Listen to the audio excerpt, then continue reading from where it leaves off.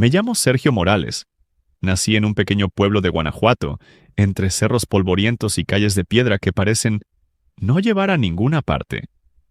Crecí en una casa vieja, de esas que siempre huelen a leña, sudor y café recalentado.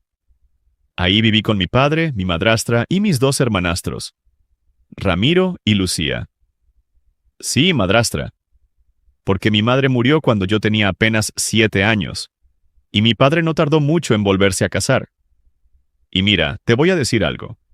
Cuando uno es niño, no entiende la palabra reemplazo, pero la siente. Desde el primer día en que esa mujer cruzó la puerta, yo supe que algo iba a cambiar. Y vaya que cambió. Ella se llamaba Graciela, y aunque al principio fingía ternura, bastaron unos meses para que mostrara su verdadero rostro. Nunca me golpeó, no. Pero el desprecio, ese duele más que los golpes. Y en esa casa el desprecio se respiraba como el humo del fogón. Mi padre trabajaba todo el día en el campo, y cuando regresaba apenas comía y se dormía sin enterarse de nada. Así que Graciela mandaba.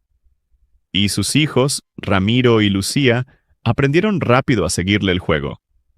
Yo era el huésped, el favor, el hijo de la primera esposa. Comía cuando sobraba, usaba la ropa que Ramiro dejaba vieja, y dormía en una cama improvisada junto al corral.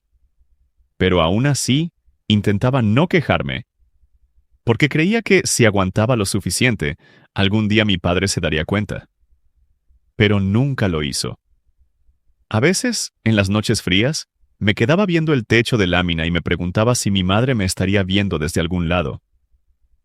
Soñaba que venía y me llevaba con ella. Pero al amanecer, lo único que me despertaba era el ruido de Graciela golpeando los platos y gritando mi nombre. «Sergio, levántate flojo. Anda a traer agua del pozo». Y allá iba yo, medio dormido, cargando los baldes helados, mientras Ramiro seguía roncando. A veces, mientras llenaba los cántaros, me hablaba a mí mismo para no sentirme solo. Algún día, Sergio, vas a tener una casa donde nadie te grite, donde nadie te mire por encima del hombro. Pero a los 13 años, esas promesas parecen cuentos lejanos. El tiempo pasó, mi padre envejeció y con él se fue apagando la poca justicia que había en casa. Ya no discutía, ya no decidía nada. Graciela era la reina y yo el sirviente. Y si te soy honesto, el día que todo explotó fue por algo tan simple, tan cotidiano, que todavía me cuesta creerlo. Era un domingo, día de visita. Habían venido unos primos de Celaya, gente de dinero, de esas que siempre llegan oliendo a perfume caro. Graciela preparó mole, arroz y tortillas recién hechas. El olor llenó toda la casa. Yo ayudé a cocinar, a poner la mesa, a servir los platos. Y cuando por fin me senté, ella me miró con frialdad y dijo: «Tú no, Sergio, deja que coman los invitados primero». Yo me quedé quieto con las manos en el regazo. Pensé que era una broma, pero no lo era. Cuando todos terminaron, los platos quedaron casi vacíos. Solo sobró un poco de arroz, medio frío.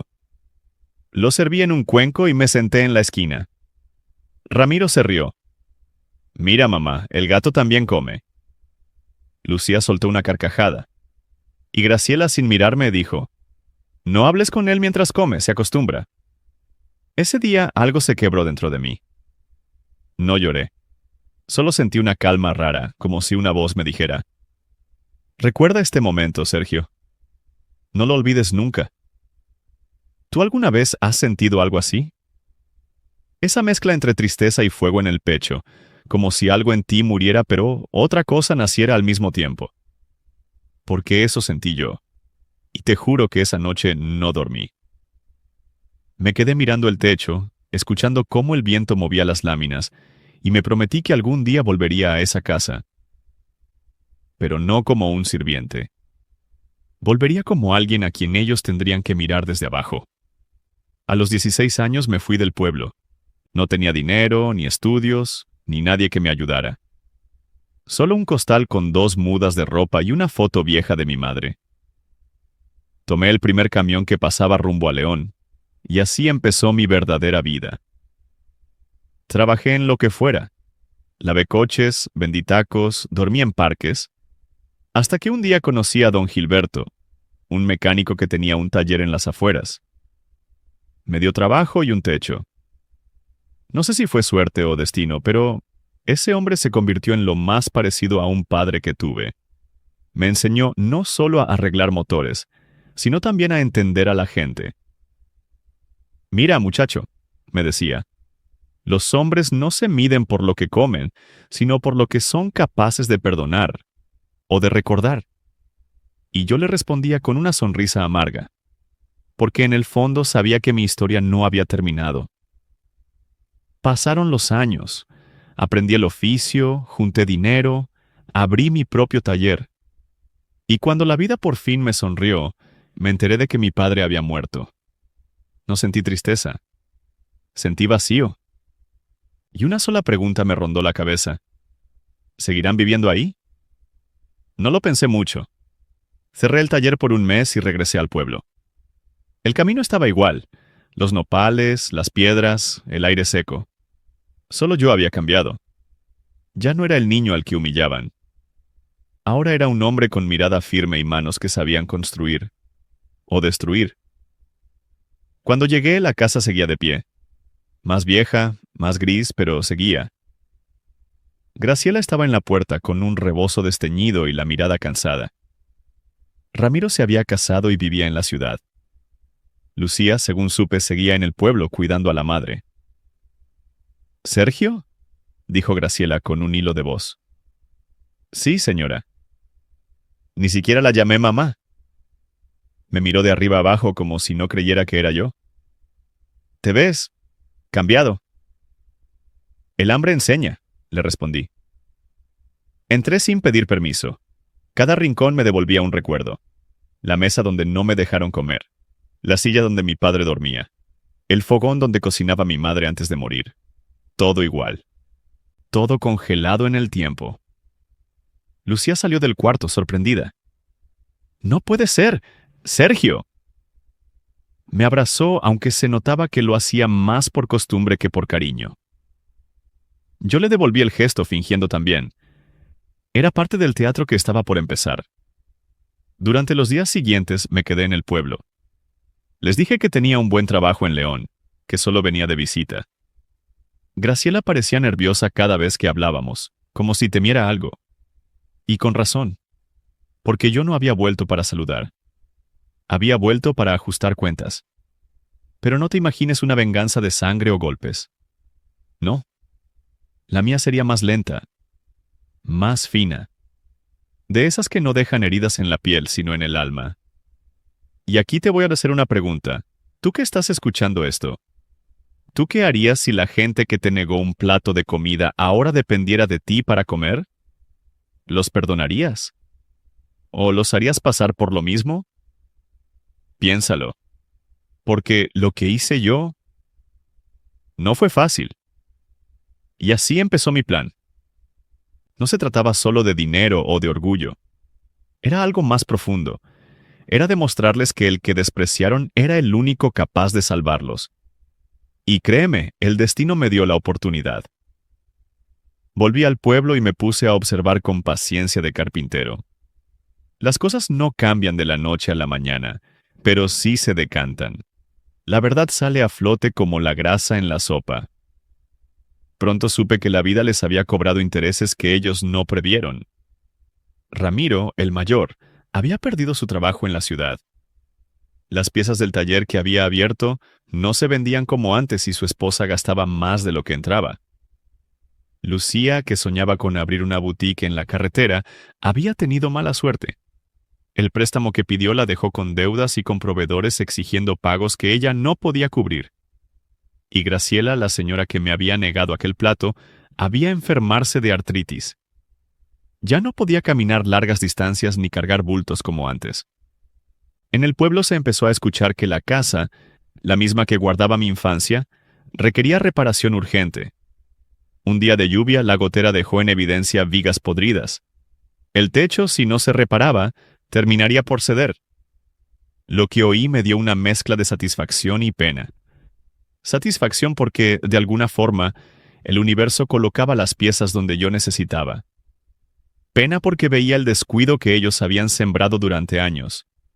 Y porque, en el fondo, sabía que lo que iba a hacerles iba a abrir una herida que tal vez tardaría en sanar. No quería destruirlos. No quería que se fueran del mundo por mi culpa. Quería que comprendieran la humillación que me causaron, que miraran hacia abajo desde donde me habían empujado y sintieran, aunque fuera una noche, lo que se siente no pertenecer. Pero también quería ofrecerles algo que pudiera devolverles la dignidad si estaban dispuestos a tomarla, así que me presenté con calma. «Tengo materiales», les dije una tarde. «Puedo reparar el techo y reforzar las vigas. Me queda tiempo libre». Lucía, porque a cada rato aún me tropezaba con los nombres en mi cabeza, me miró con recelo. «¿Por qué querrías ayudarnos?», preguntó como si la pregunta fuera una obviedad cargada de desdén. «Porque la casa me dio más de lo que me quitaron», respondí. «¿Y por qué no quiero verla caer?». No aceptaron mi ayuda de inmediato. ¿Por qué lo harían? Era el hijo al que ignoraron por años, el que se marchó sin avisar. Pero el pueblo es pequeño, las noticias corren, y en pocos días la voz de Sergio el mecánico se volvió Sergio que arregla techos. El clima empeoró y la lluvia, esa que en Guanajuato no es amable, empezó a romper la calma. Al final cedieron. «Pero solo si cobras como profesional», dijo Ramiro, aún con el orgullo a la defensiva. «No quiero limosnas ni favores de gente que se fue». Sonreí por dentro. Era perfecto.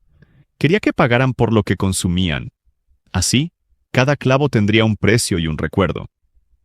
Durante semanas trabajé en la casa como si restaurara algo más que tablas y tejas. Cada viga que ponía, la martillada resonaba como un latido que marcaba el tiempo. Me levantaba al amanecer, traía materiales y empezaba a enseñar a los muchachos del pueblo cómo medir, cómo reforzar, cómo cuidar un hogar. Fui paciente con ellos. Era parte del plan. Si ellos veían lo bien que trabajaba, si notaban la calidad que dejaba, su orgullo cambiaría a respeto. Y sí, el respeto es una moneda más valiosa que el dinero. Pero no fui indiferente. Cuando el empleado del banco vino a exigir un pago, cuando el proveedor llamó por la noche, cuando la situación económica de la casa se volvió un nudo, les ofrecí condiciones. Arreglaría el techo a cambio de que Ramiro y Lucía se comprometieran públicamente delante del pueblo a recoger responsabilidades en la casa y a pedir disculpas por los errores que me cometieron. No pedí humillaciones teatrales. Pedí reconocimiento. ¿Reconocer?, me preguntó Lucía con los ojos brillando por la mezcla de ira y vergüenza. ¿Eso te basta, Sergio? Me basta que lo hagan de frente, dije. Que digan que estuvieron mal, que admitan que me negaron lo básico. No quiero que me devuelvan dinero ni nada, solo la verdad. Ellos lo rechazaron la primera vez. Los abogados de Ramiro preguntaron si esto no era un chantaje. Los amigos de Lucía dijeron que yo abusaba de la situación. ¿Y sabes qué? Tenían razón desde su punto de vista. Estaba aprovechando una oportunidad. Pero la oportunidad la habían creado ellos muchos años atrás. Si a alguno debían preguntar por chantaje, que lo hicieran al tiempo, no a mí. Lo que hizo cambiar las cosas fue el pueblo. En pueblos como el nuestro la memoria no muere. Se transmiten verdades susurradas en plazas, en mercados y en filas. Las personas que ayudé, los pequeños comerciantes a los que arreglé una persiana, o el señor de la abarrotería a quien le instalé una puerta, empezaron a comentar. Ese muchacho trabaja bien y además dejó la casa mejor que antes. La opinión pública se convirtió en presión social. Y así, poco a poco, Ramiro y Lucía empezaron a ceder. Una tarde, ante vecinos y compadres que se habían acercado para ver la obra, Ramiro subió a una silla y habló tartamudeando. Quiero decir que lo siento por lo de aquella vez. No fue correcto. No deberíamos haberlo tratado así. Su voz era floja, pero estaba allí y el pueblo escuchó. Lucía, con la mirada baja, añadió. También pido perdón. No debería haberme comportado así. No fue una escena perfecta de película.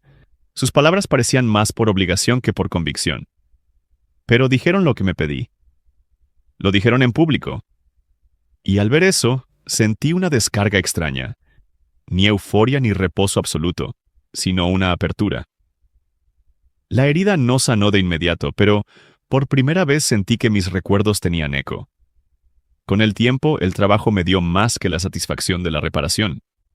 Abrí una pequeña carpintería en el patio de la casa, una que hoy da empleo a 3 jóvenes, y comencé a convertir la vivienda en un espacio útil para el pueblo.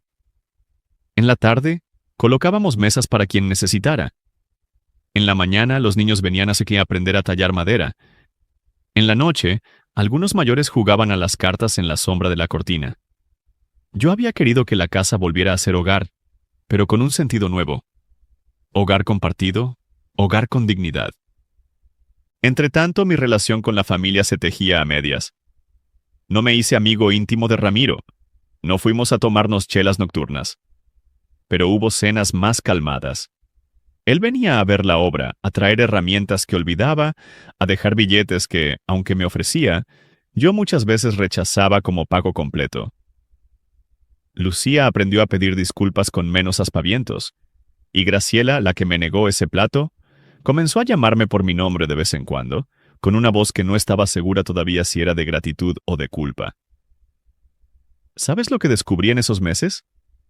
Que la venganza que crees rubia de ira muchas veces es solo un puente hacia algo distinto. La posibilidad de ser distinto tú. Yo había venido para cobrar memoria. Terminé por construir futuro. Pero no creas que todo fue redención inmediata. A veces me sorprendía a mí mismo mirando la mesa y recordando la noche exacta del plato. A veces, en la madrugada, un impulso oscuro me decía que les hiciera sentir más, que el perdón debía ganarse hasta con dolor. Esas voces las acallé con trabajo, con música en la carpintería y con visitas a la tumba de mi madre, donde le contaba las cosas como si ella pudiera responder. Le decía, «Mamá, hoy enseñé a un muchacho a lijar una mesa. Mamá, hoy Ramiro pidió perdón en voz alta». Y luego me reía, porque la vida te obliga a ser absurdo para no perder la cordura. Hubo un episodio que casi detona todo de nuevo. Un día, por una disputa con proveedores, Ramiro se enojó, tomó una pala y golpeó una de las paredes que habíamos levantado con tanto cuidado. La madera tembló y una grieta se abrió en mi orgullo. Salí, lo confronté con voz alta, y por primera vez desde mi regreso fuimos a los empujones. La gente vino, la bronca subió, y por un instante pensé que mi venganza había vuelto a resucitar en forma violenta. Pero en vez de pegarle, lo detuve. Me planté frente a él, le di la pala y le dije, «Arregla lo que rompiste, hazlo con tus manos». Los vecinos guardaron silencio. Ramiro tomó la herramienta con manos temblorosas y, mientras trabajaba para reparar la pared, sus ojos se llenaron de lágrimas. No hubo una explosión final. Solo hubo trabajo. Tenso, humilde, necesario. Y entonces comprendí algo. La justicia que yo quería no necesitaba ser espectáculo. Necesitaba ser reparación. ¿Te ha pasado alguna vez que, cuando tienes la oportunidad de vengarte, eliges sanar? Si me lo preguntas ahora, te diría que es la decisión más difícil y a la vez la más sabia que se puede tomar. Porque el rencor te envenena lento, la construcción te libera. El pueblo empezó a cambiar de opinión. Don Gumersindo, el panadero, me trajo pan a la mañana como muestra de apoyo.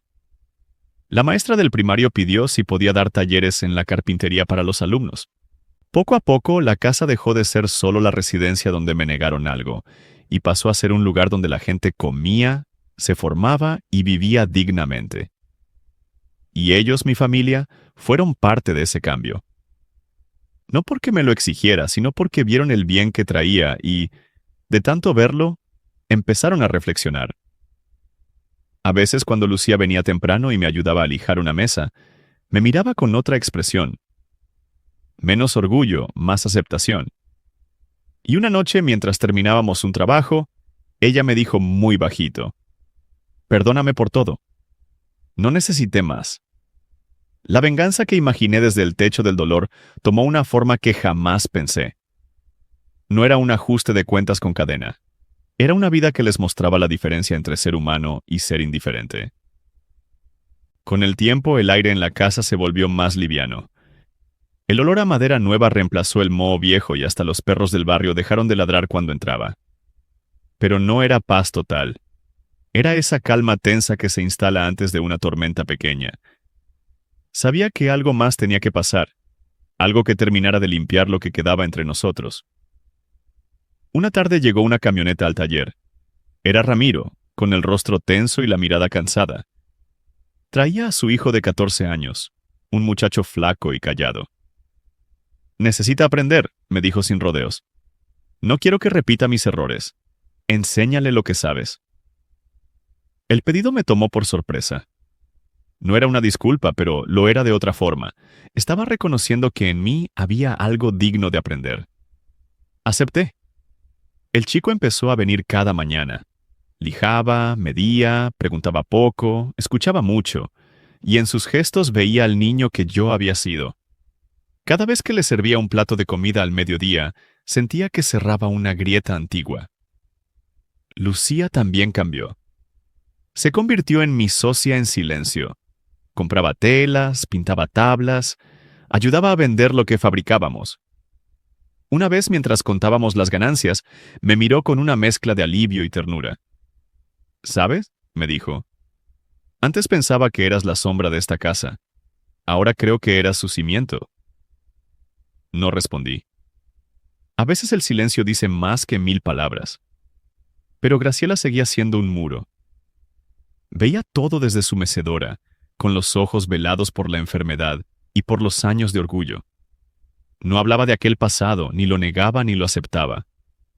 Hasta que un día, cuando el sol se escondía detrás del cerro, me llamó con un hilo de voz. «Sergio». «Sí, señora». «¿Todavía me odias?». Me quedé quieto. Nunca me había hecho esa pregunta.